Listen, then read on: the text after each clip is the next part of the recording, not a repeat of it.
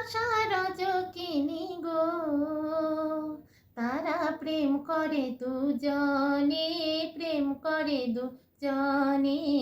প্রেম করো রাই, প্রেম করো রাই, মানুষ বুঝে গো, ধনী মরলে যেন চিনে, মরলে যেন চিনে। প্রেম করো রাই, প্রেম করো রাই, প্রেম করো রাই। বন্ধুরা, আজ আমি দৈনন্দিন জীবন চ্যানেল 2 এর পক্ষ থেকে, ভারতের আসাম থেকে আমি জয়া, আজ আমি আপনাদের কাছে সুন্দর একটি আমাদের গ্রাম বাংলার কাহিনী নিয়ে, অনেক প্রাচীনকালের একটি কাহিনী নিয়ে আমি এসেছি। সবাই নিশ্চয়ই জেনে থাকবেন যে চণ্ডীদাস আর রজকিনীর প্রেম কাহিনী। বন্ধুরা, প্রেম কোনো সময়ও মানে না শাসন, মানে না জাতির, মানে না ধর্ম, কোনো কিছুই প্রেম মানে না। প্রেম এ সমস্ত থেকে অনেকই ঊর্ধ্বে। আমরা অনেকেই বুঝি না তা নিয়ে আমরা সামাজিক অনেক রকম বিচার আচার করি, অনেক কিছু করি, এতে মানুষের কিন্তু অনেকেই এতে প্রাণও চলে যায়, বা আমরা শাস্তিমূলক অনেক ব্যবস্থা করি এই প্রেম নিয়ে। বা আগের দিনেও করা হতো, যেমন লায়লা মজনু, এরকম আরও অনেকেই ছিল, কিন্তু ওদের এই প্রেমের ফলে ওদের জীবন, আনারকলি জীবন চলে গেছে। কিন্তু তেমনি একটি নাম হলো চণ্ডীদাস ও রজকিনী। বন্ধুরা, চণ্ডীদাস ছিলেন একজন মন্দিরের পূজারী। তিনি মন্দিরে পুজো করতেন। এমন সময় একদিন তিনি দেখলেন রজকিনী নামে একজন ধোপা কন্যা। রজকিনী এই চণ্ডীদাস যেখানে পুজো করতেন তার পাশ দিয়েই চলে যেতেন একটা নদীতে কাপড় পরিষ্কার করার জন্য। সেখানে সে সকাল হলেই কাপড় নিয়ে যেত, সারাদিন কাপড় পরিষ্কার করতো, কাপড় রোদে শুকাতো, তারপর এই কাপড় নিয়ে বাড়িতে আসতো এবং এই যাদের কাপড় তাদের কাপড় আবার বাড়ি বাড়ি দিয়ে আসতো। তার বাবা ছিলেন একজন ধোপা, সেই ধোপার মেয়েই এই রজকিনী। রজক মানেই ধোপা।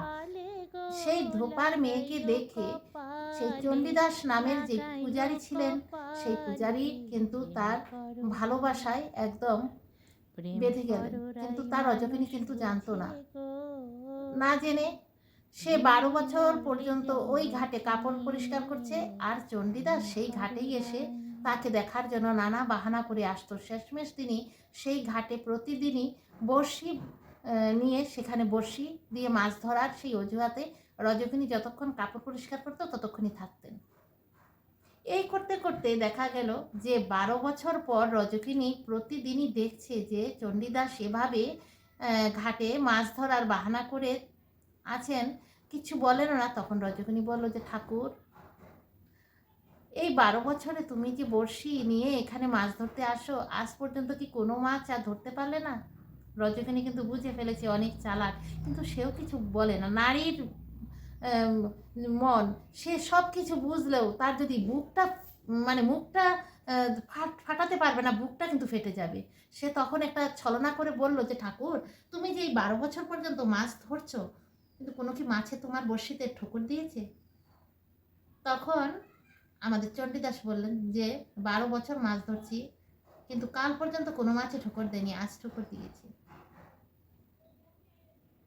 তখন রজকিনী কিন্তু বুঝে গেছেন, রজকিনী যে ওনার প্রেমের ফাঁদে, ভালোবাসার ফাঁদে পড়ে গেছেন এই 12 বছর অপেক্ষার পর, রজকিনী তা বুঝেছেন। এরপরে তো প্রতিদিনই চণ্ডীদাস আসে, রজকিনী আসে, ওরা নানান বাহানা করে ওরা দেখা করে, ওদের ভালোবাসার মানুষ দুজন, দুইটি দেহ একটি মন, এভাবেই ওদের দিন কাটছে। হঠাৎ করে আর একদিন পর চণ্ডীদাসের যেমন মাছ ধরতে এলো, সেখানে রজকিনী আসার সময় পাতার মধ্যে করে একটা কই মাছ নিয়ে এলো ভেজে। আনার পরে কই মাছটা রজকিনী চণ্ডীদাসকে বলল, ঠাকুর, আজ আমি তোমার জন্য একটি পাতায় করে কই মাছ ভেজে এনেছি, তোমার ঘরটির মধ্যে নিয়ে নাও, এবং তুমি বাড়িতে গিয়ে এটা তুমি কাউকে না বলে চুপচাপ তুমি মাছটা খেও। আমি তোমার জন্য একটা কই মাছ ভাজি করে নিয়ে এসেছি। চণ্ডীদাস সেই মাছটা ঘটিতে নিয়ে নিল, আর দুজনে কথাবার্তা বলে চণ্ডীদাস প্রতিদিনের মতোই বাড়ি দিকে রওনা হলো। পথের মধ্যে একটা দুষ্ট ছেলে পেয়ে গেল, পেয়ে চণ্ডীদাসকে বলল, ঠাকুর, তোমার ঘটির মধ্যে কি আছে? বললো, আমার ঘটি আমি বাজার থেকে মাছ কিনে এনেছি। বললো, দেখি আমাকে দেখাও তো। বলে, না, আমি দেখাতে পারবো না। বললো, না দেখি। ধস্তাধস্তি করতে করতে ঠুস করে ঘটিটা পড়ে গেল, পড়ে তো মাটিতে কই মাছটা পড়ে গেল। আর ঠাকুর বললো মনে মনে, চণ্ডীদাস, আজ আমি মিথ্যা কথা বললাম যে, সেই মিথ্যার জন্য তো আমি মানুষের কাছে মুখ দেখাতে পারবো না, হায় ঠাকুর আমি এখন কি করব বলে চণ্ডীদাস তাকাতেই দেখেন কি সেই ভাজি কই মাছটা জ্যান্ত কই মাছ হয়ে নড়ছে।